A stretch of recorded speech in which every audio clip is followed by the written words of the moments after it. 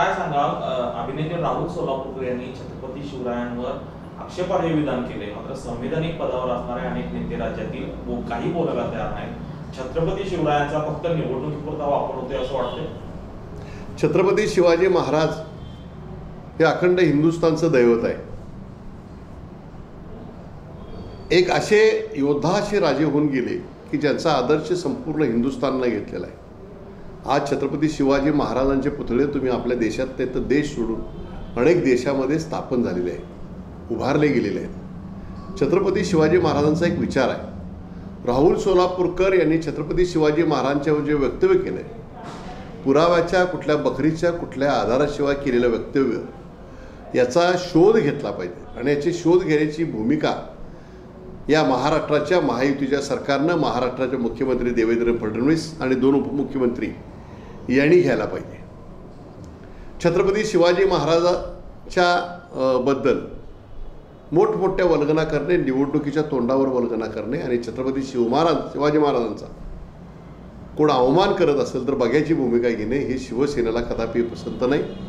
म्हणून शिवसेना उद्धव बाळासाहेब ठाकरे पक्षाच्या वतीने पहिल्यांदा या वक्तव्याचा आणि राहुल सोलापूरकरचा आम्ही निषेध व्यक्त करत आहोत. राहुल सोलापूरकर यांच्यावर कारवाई झाली पाहिजे होती का? खरं तर महाराजांवर टीका करायची आणि फोकसमध्ये यायची अशी अप्रत्यक्षरित्या काही स्पर्धा सुरू झाल्याचं वाटतंय. त्याला पायबंद बसला पाहिजे का? नाही, राहुल सोलापूरकर यांच्यावर कारवाई झाली पाहिजे. या देशाचे दैवत असणारे राष्ट्रपती छत्रपती शिवाजी महाराज यांच्याबद्दल अवमानकारक वक्तव्य केलं, त्यामुळे समाजामध्ये तेढ पसरवण्याचा प्रयत्न केला गेला आहे.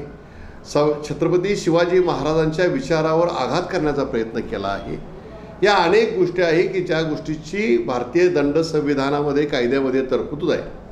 तर या सरकारनं खरं म्हटलं तर या राहुल सोलापूरकरला राष्ट्रद्रोही म्हणून जाहीर करायला पाहिजे होतं.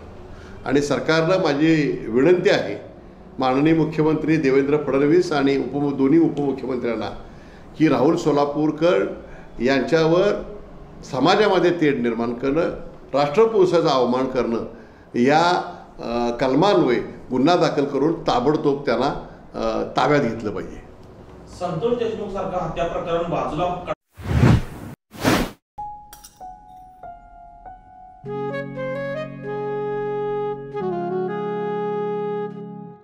बाबा, आज येताना बासुंदी घेऊन या ना. अगं, कालच आपण आईचा वाढदिवस होता म्हणून आणली होती ना. ऐकलं, गोकुळची बासुंदी पुन्हा खावीशी वाटतेय. खरं सांगू, मलाही खावीशी वाटतेय. पुन्हा पुन्हा खावीशी वाटणारी गोकुळ बासुंदी.